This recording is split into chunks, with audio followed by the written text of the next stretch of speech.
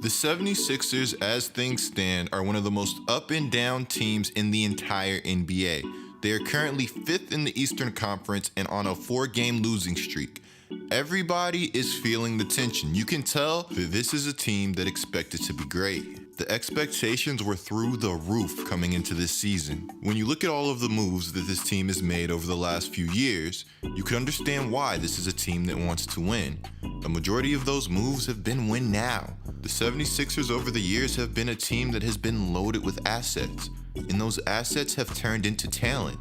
But has the talent turned into the right production that this team needs to take it to the next level? When you look at how the 76ers lost last year in the playoffs, you could literally say they were a shot away. But it's not as simple as that, is it?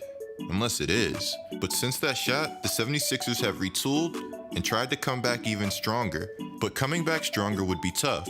Is Jimmy Butler left for the Miami Heat, who have been pleasantly surprising this season and are currently 3rd in the Eastern Conference. I think it's funny that people label Jimmy Butler as toxic, but every team he goes to, it seems like they all overachieve. The 76ers this season are supposed to challenge Giannis and the other top teams in the Eastern Conference. And while you can say this team has been underachieving, they don't plan on it for long. They have big moves on the horizon. This video, we're going to be talking about the Philadelphia 76ers and the big moves they have planned to contend in the Eastern Conference. But before we get into that, be sure to subscribe and turn on notifications, guys. You will not want to miss another D-Coop video. And that's facts. I'm trying to get to 200,000 subscribers so I can go full time and bring you guys daily content.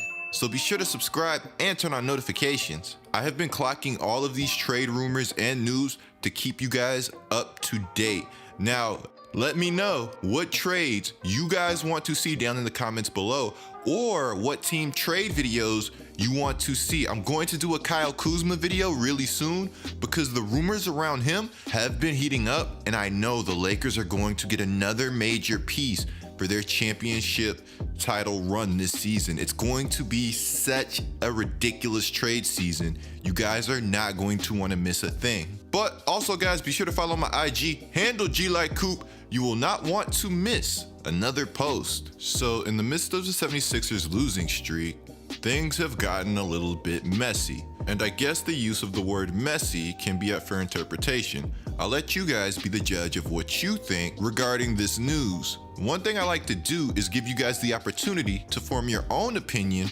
and then I like to give you guys my opinion so we can kind of separate the bias. But for the most part, I do think I do a good job of giving unbiased opinions. Sixers coach Brett Brown said he likes the spirit of our group, but that wasn't the vibe in the Philadelphia 76ers locker room.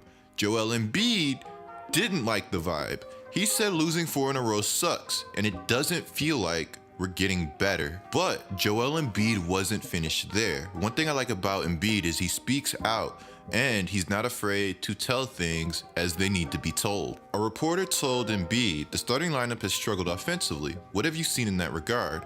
Embiid said we just have to look at ourselves and see what we can do individually. We've got to help each other, even if it means being outside of your comfort zone for the greater good, to help the team win. Meaning that if you've got to space and shoot it, you've got to do it. We need everybody to buy in, and we'll be fine. We're going to be fine. We're still finding our groove. We haven't been totally healthy. The whole starting lineup, like I said, will be fine. I enjoy Embiid's optimism, but the first thing that comes to mind when he says a player that needs to space and shoot it is Ben Simmons. Now, if you scroll Twitter or you've been keeping up with the 76ers, a lot of people have been down on Ben Simmons this season. His inability to shoot the 3-ball, or more so, his unwillingness to at least shoot the 3-ball, has been hurting the 76ers a ton this season. Ben Simmons is averaging 15 points, 7 rebounds, and close to 9 assists. So while his stats don't look too bad, they can be even better. Again, I think these are really good stats, but basketball is a game that goes far beyond the statistical column, and without a doubt, the 76ers are better with Ben Simmons on the team. But of course, Ben Simmons is no stranger to criticism, with even his own draft class calling him out. And this honestly makes me wonder right now, is Ben Simmons a better player than Brandon Ingram? Of course, I'm a Pelicans fan, so I am going to say Brandon Ingram, but I want to know what you guys think down in the comments below. Ben Simmons is a beast, but the 76ers can use some help, or him maybe adapting his play style. I'm not sure Ben Simmons is the proper fit for the Philadelphia 76ers in the way they want to play, at least not right now. I'm going to talk about some major trades that the 76ers have been interested in and rumored in just a second. But again, I think Ben Simmons is more of a fast-paced, fast break type of player, elite in that aspect, one of the best players in the entire league right now doing that, where you have Joel Embiid, who benefits from a slow style of basketball. He's a great player, absolutely elite in his own regard, but it's unfortunate that these players have two contradicting play styles. In order for Embiid to play at his peak, he needs Simmons to be able to space and knock down those jumpers. Simmons can play slower, but he won't be at his best. And Embiid can play faster, but he won't be at his best. This reporter calls Ben Simmons an elite power forward who is playing out of position. He should be a hyper-athletic, taller version of Draymond Green. And I absolutely agree.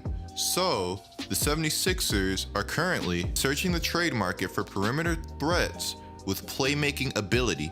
Now, the first person that comes to mind when something like this is brought up is D'Angelo Russell. He is the perfect type of player for this Philadelphia 76ers team, in my opinion.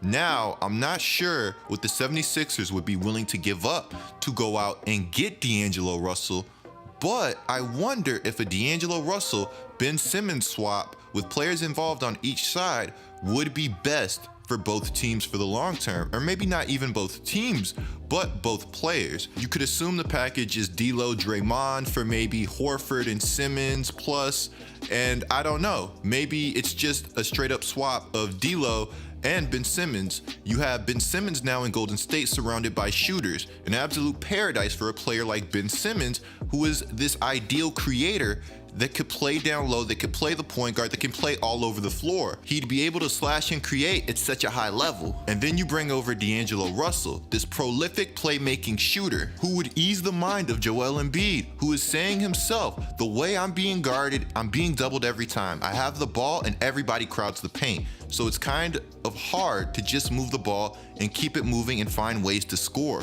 I want to know what you guys think a fair trade for the 76ers and the Golden State Warriors would be. Could they possibly put together a package centered around those two players? Now, I've also seen the 76ers have trade interest in Marcus Morris, who is a player that has been playing at a very high level this season. He's been scoring the ball well, and he brings that stretch capability. But one thing I don't want to see the 76ers do is dig themselves a deeper hole and overpay for players who are exceeding expectations this season. You see, Hinkie used to be on the other end of this spectrum. Hinkie used to be the one dealing players that are overachieving. Now, I also wouldn't be surprised that if the 76ers don't improve and they're out on Al Horford, you can see this team go after Kevin Love, who is somebody that has the stretch shooting capabilities and the ability to score the ball from pretty much any spot on the court. Love has been a hot topic on the trade market, and it feels like a trade is imminent with the Cavaliers waiving two players on their roster. Another player I'd like to see the 76ers go after is CJ McCollum, assuming that the Portland Trailblazers would be willing to move him for the right offer. He's the perfect type of playmaking scoring guard that can light it up from three that would be ideal for what the Philadelphia 76ers want to do. Again, the offer would have to be good for both sides. The 76ers have good picks that they could give up to try to make these deals interesting for teams that may not initially want to move some of these players. But of course, again, you don't have to go big. If you don't want to go out and you don't want to get a player like CJ McCollum, you don't want to get an all-star player who you might have to pay a ton for, there are guys available like Malik Monk. And I'm not currently saying that Malik Monk is up for trade, but I'm saying he's somebody that offers huge upside scoring the basketball. He's a playmaking guard. And when we're talking playmaking right now, I'm talking about from the scoring aspect. He's somebody that offers that upside that is not going to be valued as highly as those other players who is currently not getting enough minutes in Charlotte, and honestly a change of scenery might just be good for somebody like Malik Monk. When I see playmaking shooter, of course, I think big time player. The Sixers, Hawks, Lakers, Celtics, and Nuggets have all emerged as suitors for David Bertans, who's a guy that has looked like a star for stretches during this season. Let me know what you guys think of all the trade rumors, and is everybody currently being too hard on Ben Simmons? Don't forget, coaching goes a long way, and it shouldn't be slept on. I'm looking at you, Brett Brown. Be sure to click the video on the screen right now, guys. It's me going over the Kevin Love scenario and all of the possible trade destinations. I'm D Coop. Be sure to subscribe. Noti's on, and I'm out.